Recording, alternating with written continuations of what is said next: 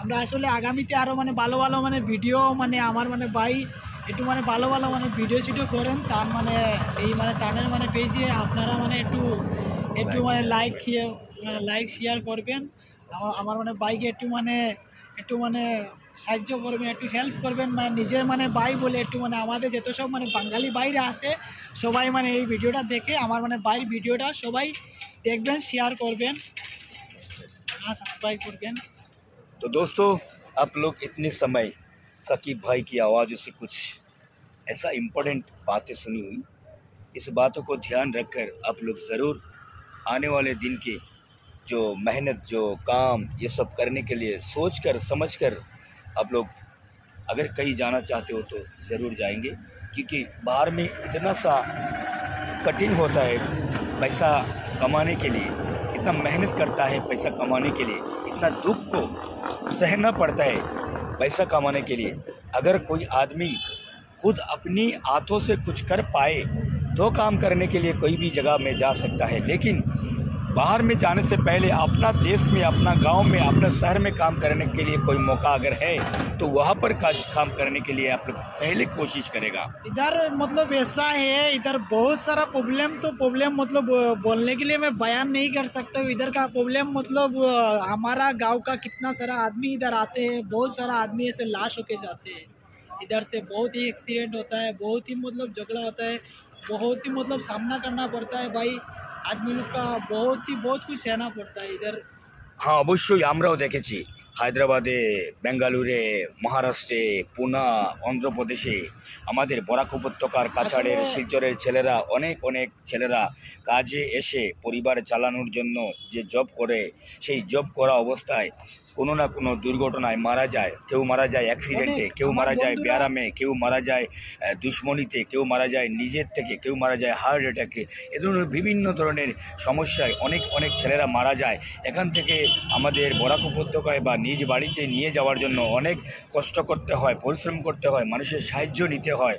তো অনেকেরা সাহায্য করে অবশ্যই আমাদের ছেলেদের এখান থেকে মরার যেটা লাশ, সেটা অবশ্যই নিয়ে আমার নিজ দেশে আমাদের বাড়িতে আমরা জানাজা করি, খবর দেই। এটা আমরা অবশ্য বাস্তবে দেখেছি। অনেক এমএলএ, মিনিস্টার অনেক সাহায্য করেছেন, অনেক সমাজসেবীরা সাহায্য করেছেন, এটা অবশ্য বাস্তব।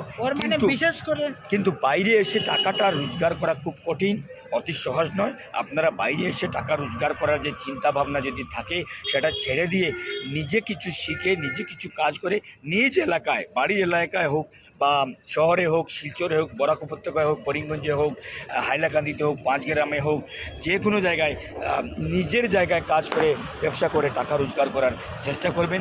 বাইরে আসার চেষ্টা খুব একটা বেশি করবেন না, কারণ পরিশ্রম, টাকার থেকে পরিশ্রম বেশি, এবং যেসব টাকা রোজগার করা হয় সেসব টাকা থাকা, খাওয়া দাওয়া এবং প্যাকেট খরচের মধ্যে চলে যায়। খুব একটা পয়সা বাড়িতে পাঠানো যায় না, এটা আমরা জানি।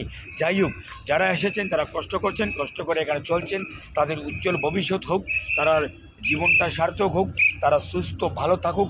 আমরা সবাই ভগবানের কাছে, মহান আল্লাহ তাআলার কাছে আমরা দোয়া করব, প্রার্থনা করব, তারা যেন সুন্দর সুস্থভাবে থেকে তাদের জবটা করে এবং তাদের জীবনটা পরিচালনা করে এবং এখান থেকে টাকা পয়সা রোজগার করে বাড়ির সবাইকে যেন সাহায্য করতে পারে। এই যেটা ব্যবস্থা ওনারা অবশ্যই করবেন। আর আমি কিছুদিনের জন্য হায়দ্রাবাদে এসেছি, আজকে 11 জানুয়ারি 2024 ইংরেজি।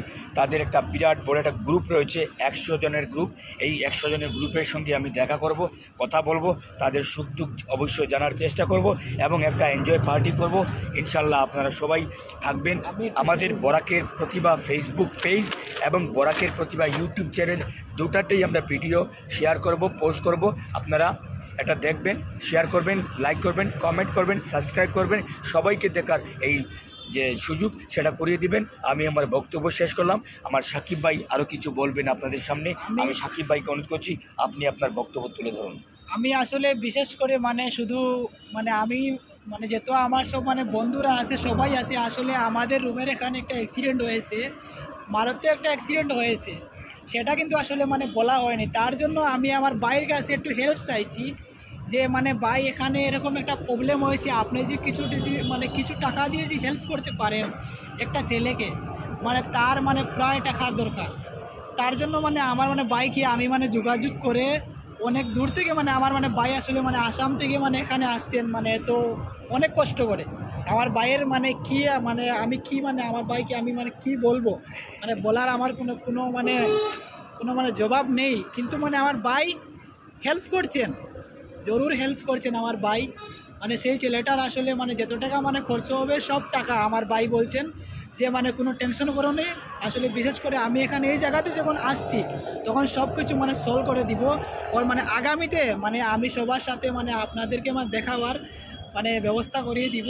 ওই বিশেষ করে বলি যে আসলে মানে আমার চেহারাটা এরকম হয়ে গেছে, আসলে আমি অনেক বেশি মেহনত করছি, রাত্রেও আমার ডিউটি চলছে, ওর দিনে আমি অলরেডি মানে ডাইভিং করছি। তার জন্য আমি এখন মানে আমার আসলে অনেক বড় বড় মানে অনেক স্বপ্ন আছে, তার জন্য এই স্বপ্নটা মানে পুরা করার জন্য আমি অনেক মানে অনেক কষ্ট করছি। আজকে আমার 2013 থেকে নিয়ে আজকে আমার 2024 হয়ে গেছে, আমি অনলি মানে 3 বার মানে ঘরে গিয়েছিলাম, এখনও আমার আসার মানে ঘর থেকে 4 বছর হয়ে গেছে, আমি এখনও যাইনি। আসলে মানে নিজের মানে কি বলবো, নিজের একটা স্বপ্ন রয়েছে, সেই স্বপ্নটার জন্য আমি মানে যেতে পারছি না। আপনারা একটু আমার জন্য একটু দোয়া করবেন, আমার ভাইয়ের জন্য একটু দোয়া করবেন, যেন আমাদের যেন মানে স্বপ্ন সবার স্বপ্ন যেন পুরা হয়। ওর মানে আমার মানে বাইরে এই মানে যেই মানে ভিডিওটা আপনারা দেখছেন সেই ভিডিওটা একটু মানে সাপোর্ট করবেন, যারা মানে আমাদের বাঙালি সবাই মানে সবার কাছে যেরকম মানে পৌঁছতে পারে। আমার এই মানে বস মানে এখানেই আমি মানে হয়ে গেল আমার। আর আপনি মানে যে কিছু বলেন তাহলে। আর একটা কথা ভুলে গেছি, আজকে আমার সাকিব ভাইকে নিয়ে আমরা কিছু জায়গা দেখলাম, জায়গাটার মধ্যে আমাদের ইন্ডিয়ান ক্রিকেট টিমের প্রাক্তন অধিনায়ক মিস্টার আজহারউদ্দিন, প্রাক্তন ক্রিকেটার, প্রাক্তন সাংসদ, প্রাক্তন এমএলএ, ওনার বাড়িতে গিয়েছিলাম ওনার সাথে দেখা করতে, কিন্তু উনি ইমার্জেন্সি একটা কাজে রাহুল গান্ধীর ডাকে দিল্লি চলে গেছেন, যার ধরুন আজহারউদ্দিনের সাথে দেখা করতে পারিনি। আগামীকালকে আজহারউদ্দিনের সাথে আমরা দেখা করব। আমরা দুই ভাই গিয়েছিলাম, তারপর গিয়েছিলাম সানিয়া মির্জার বাড়িতে। সানিয়া মির্জার বাড়িতে যাওয়ার পর সানিয়া মির্জার বাবা বের হয়ে বললেন সানিয়া মির্জা গতকাল দুবাইতে চলে গেছেন, উনি কিছু দিনের মধ্যে আসবেন। তো সানিয়া মির্জার সাথে হয়তো আমার দেখা সম্ভব হবে না, এতদিন আমি থাকার কোনো প্রোগ্রাম নেই। আজহারউদ্দিনের সাথে আমি দেখা অবশ্যই করব আগামীকাল, যেহেতু ওনার সাথে আমার সরাসরি যোগাযোগ হয়েছে। তারপর মোহাম্মদ সিরাজ, ইন্ডিয়ান ক্রিকেট টিমের বর্তমানে একজন ফাস্ট বোলার, একজন সেলিব্রিটি, ওনার সাথেও আগামীকাল দেখার চেষ্টা করব যদি সময় পাই, এবং উনি যদি অ্যাপয়েন্টমেন্ট দেন আমি ওনার সাথেও দেখা করব।